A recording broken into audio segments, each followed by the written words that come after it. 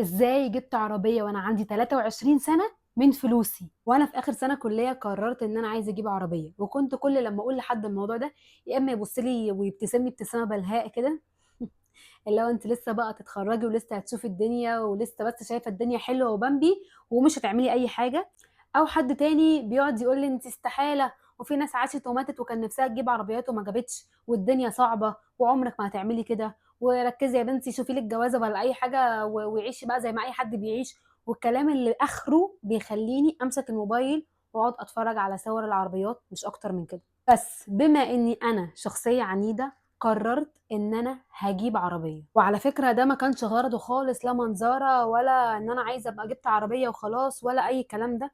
انا كنت بشتغل من اجازه ثانويه عامه تقريبا من وانا عندي 18 سنه، وهعمل لكم الفيديو الجاي هيكون عن ازاي اصلا اشتغلت من وانا 18 سنه، وازاي لقيت شغل من غير شهاده، وازاي كنت بقدم في الشغل اصلا، وازاي اتقبلت، وكل ده هعمله لكم الفيديو الجاي. فانتوا لو مش عندي اعملوا سبسكرايب وفعلوا الالارم بتاع الفيديوهات عشان اول لما انزله يوصل لكم على طول. وبما اني كنت بشتغل من وانا صغيره فده خلى عندي ازاي اعرف اجيب فلوس، وازاي قيمه الفلوس اصلا عامله ازاي، وازاي اصرفها وازاي ما اصرفهاش، وكنت بعرف احوش كويس جدا وانا في الكليه عشان اقدر اخد كورسات كان نفسي اخدها. وبما اني برضو كنت بشتغل من بدري جدا فكنت فعلا تعبت قوي من المواصلات. وعايزه اقول لكم اني اول لما قررت اجيب عربيه والله انا ما دخلتش اصلا شفت اسعار العربيات ايه، انا قررت ان انا هحوش واجيب اخري خالص واشوف اخري ده هيجيب عربيه عامله ازاي.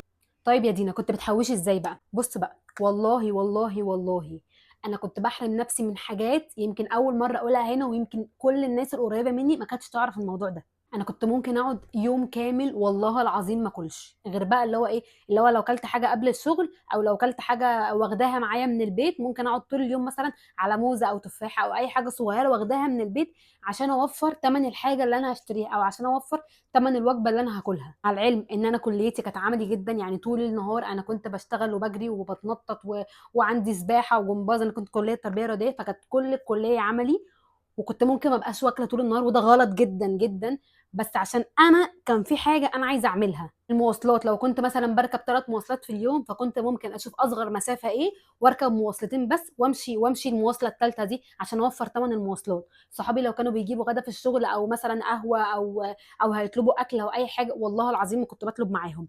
لو كانوا مثلا بيشوفوا الحاجات الترند وهنلبس ايه وهنخرج فين ومش عارفه ايه، ما كنتش بطلب معاهم اللبس اونلاين ولا كنت بجيب لبس اونلاين. لو مسافرين او خارجين خروج وهنصرف فيها فلوس كتير قوي والله العظيم كنت بقول لهم لا مش هينفع اجي معاكم عشان اي عذر، مش بقعد اقول لهم انا عايزه احوش مش عارفه ايه ولا لا كنت بعمل كده، بس كنت ببقى انا مش هينفع انا مثلا 1000 جنيه اصرفها مثلا في سفريه ولا في خروجه ولا في ايا كان، لا انا 1000 جنيه دي محتاجاها عشان انا عايزه اجيب عربيه. اصل خلينا متفقين ان هي اولويات، محدش هياخد كل حاجه، محدش هيعيش حياه حلوه وهيبقى ناجح وهيتبسط، هتبقى مراحل، في مرحله كده وفي مرحله كده وفي مرحله كده، فاحنا اللي بنحدد. انا كانت اولوياتي ساعتها ان انا خلاص انا مش شايفه حاجه قدامي غير ان انا عايزه اجيب عربيه، انا مقرره ده انا عايزه اعمل ده، فخلاص هتنازل بقى عن خروجات، هتنازل عن حفلات، هتنازل عن لبس، هتنازل عن اكل، هتنازل عن اي حاجه مقابل ان انا اوصل للحاجه دي، وجرب ما اوصل لها اشوف بقى اذا كنت بقى الحاجات اللي فايتاني دي ينفع اعوضها ولا ما ينفعش، هشوف بقى ايه اللي كان ناقصني وابدا اجيبه. بس في الوقت ده ما كنتش شايفه اي حاجه قدامي غير ان انا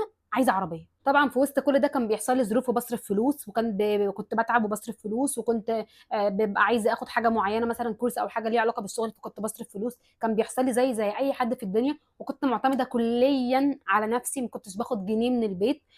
بالذات مثلا من سنه تانية كليه ما كنتش باخد جنيه من اهلي، فخلاص انا شايله نفسي، شايله مسؤوليتي، شايله اكلي، شايله كل حاجه.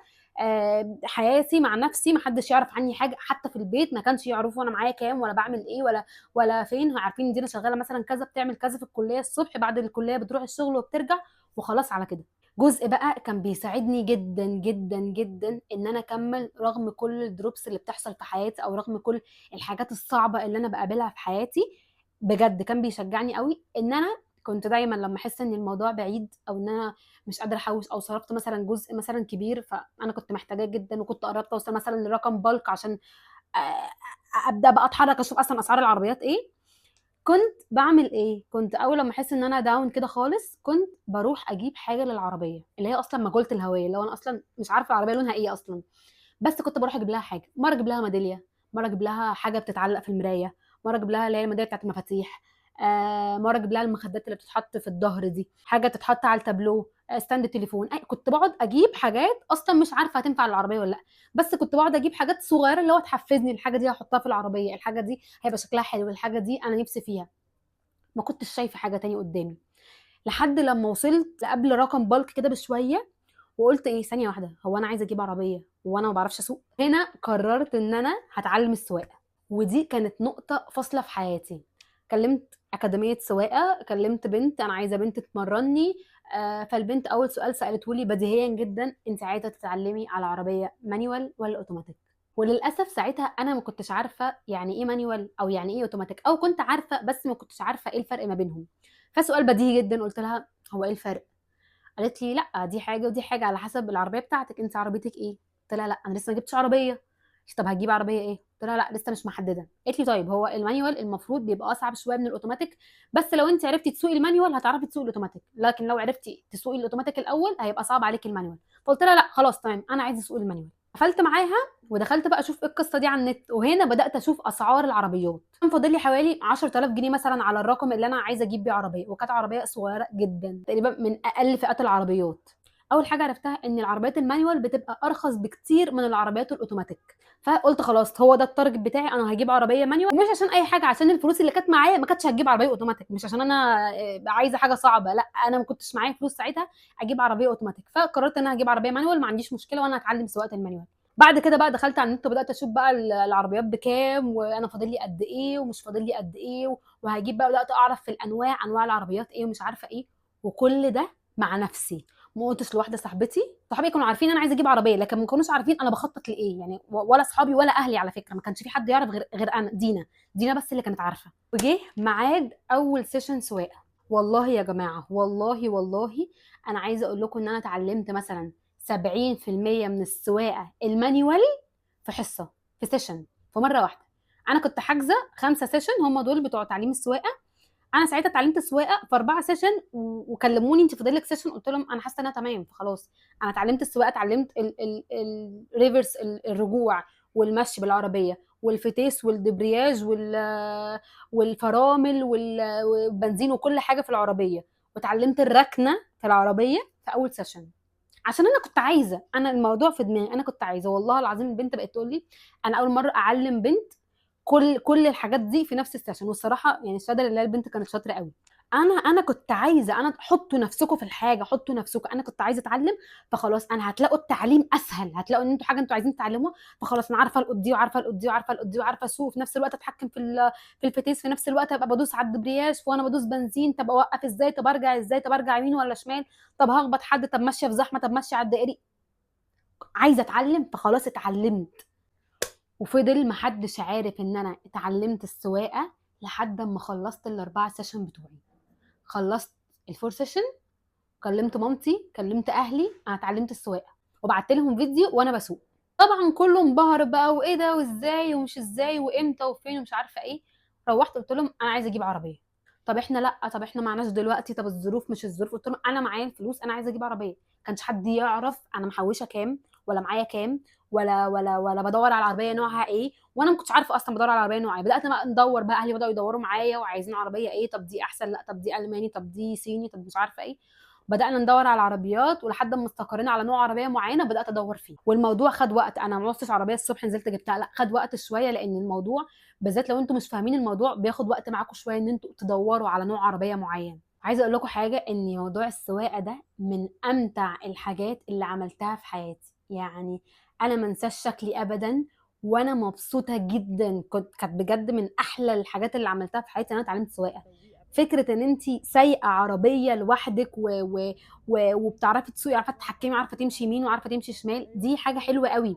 كنت حاطه في دماغي دايما ان انا عايزه اجيب عربيه. كنت لما بشوف بنت سايقه عربيه في الشارع كنت ببص لها اللي هو كده، انا ان شاء الله هجيب عربيه. لو واقفه قدام حاجه وعايزه اجيبها، او مثلا ماشيه قدام محل وعجبني مثلا دريس، او اقعد ابص كده اللي هو خلاص انا هدخل اجيبه، معايا فلوس وهدخل اجيبه، وبعدين افتكر ايه، لا في عربيه، لما اجيب العربيه.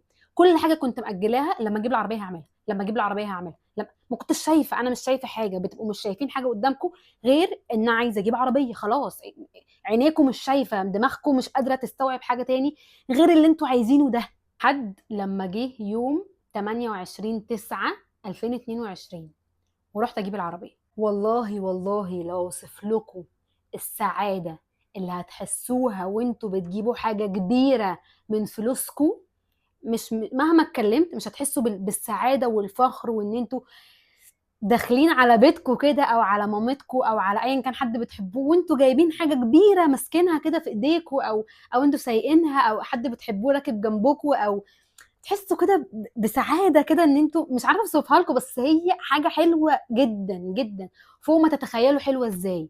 والله العظيم السعي والنجاح ومجرد ما توصلوا للحاجه اللي انتوا عايزينها، انا نسيت كل حاجه وحشه عدت.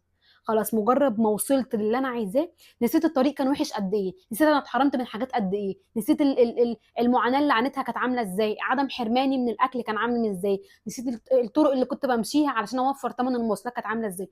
مجرد ما وصلت لذة الوصول، والله العظيم نسيتني اللي حصل في الطريق. وانا رايحه اجيب العربيه اخدت معايا اخويا كان معايا، وانا ما كنتش لسه متعوده اسوق مسافه طويله، السواقه بتبقى ممارسه اكتر، الناس اللي بتسوق تبقى فاهمه ده. فاخويا جه معايا وركب هو اللي ساق ساعتها، واحنا راجعين والله العظيم العربيه اتخبطت.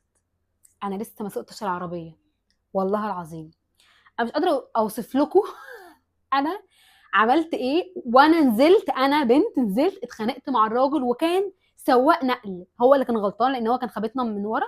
الفانوس بتاع العربيه الحمد لله في الجنب هو اللي اتكسر، والحمد لله سليمه يعني. ولحد لما بعت العربيه ما صلحتوش، قلت خلاص سيبها زي ما هي كده، انا تمام يعني، انا ما عنديش مشكله والله الحمد لله. ونزلت اتخانقت مع الراجل انا، واللي هو انا لسه الفلوس ما اتحط يعني، لسه ما هدتش الفلوس، معيش ولا مليم خلاص. بتحصل حاجات كده على طول كتير، بالذات اول لما تعملوا حاجه، بس يعني تمام الحمد لله. وحصنوا نفسكم من اي حاجه، ودايما المعوذتين قولوهم، ودايما انووا النيه ان انتوا جايبين حاجه دي ان انتوا تساعدكم في حياتكم، وان هي تبقى خير ليكم علشان ربنا يكرمكم فيها. بس في الاخر ان انا جبت عربيه، وان انا حققت حلمي، وان انا اتضحك عليا مليون مره من الميكانيكيه، واتضحك عليا مليون مره من الناس في الشارع كانت عايز تنصب عليا عشان مثلا اكون عطلانه او حاجه. الكاوتش فرقع 100 مره وانا ماشيه في الشارع لوحدي، وانا اللي كنت بغيره، وكانت في ناس بتقف تغيره معايا. المهم ان انا حققت حلمي، المهم ان انا جبت العربيه اللي انا كان نفسي فيها. المهم ان انا جبت عربيه وانا عندي 22 سنه، انا جبت عربيه وانا اصغر واحده في صحابي، او انا اصغر واحده في عيلتي اجيب عربيه. جبت عربيه وانا كل الناس قالت لي ان انت يا بنتي لا مش هتعرفي، والموضوع كبير ومش زي ما انت متخيله، مش هتسوقي العربيه وخلاص، ده انت لازم تتعاملي مع ميكانيكيه ومش عارفه ايه وايه وايه. جبت عربيه واتعاملت واتعلمت واتضحك عليا، واتعلمت المره اللي بعدها، واتضحك عليا تاني، واتعلمت المره اللي بعدها تاني. انا ما كنتش محظوظه، انا ما كنتش اهلي بيصرفوا عليا، ولا هم اللي ادوني الفلوس بتاع العربيه، ولا حتى ساعدوني بيها. انا ما استنيتش العوض، وما استنيتش جوزي هو اللي يجيب لي، ولا جوزي هو اللي يعمل لي. انا ما استنيتش ده، انا جبت وانا ما كنتش مع اي حد، ولا كنت حتى مصاحبه ولا اي حاجه. جبت عربيه بطولي، جبت عربيه وحققت حلمي لوحدي، وانا مش عارفه اتعلم اي حاجه اونلاين، وما كانش في اصلا حاجه اونلاين ساعتها اقدر اتعلمها ولا ادخل منها فلوس. ولو كان في انا ما كنتش عارفاها بقى، ولا مواقع اونلاين ولا اي ولا الحاجات دي ما كنتش عارفاها، يمكن كانت موجوده بس انا ما كنتش عارفاها، او ما عنديش درايه بيها خالص زي دلوقتي طبعا. ما كانش بقى عندي اي حاجه سورس اقدر اشتغله بارت تايم او الكلام ده، ما كانش فيه.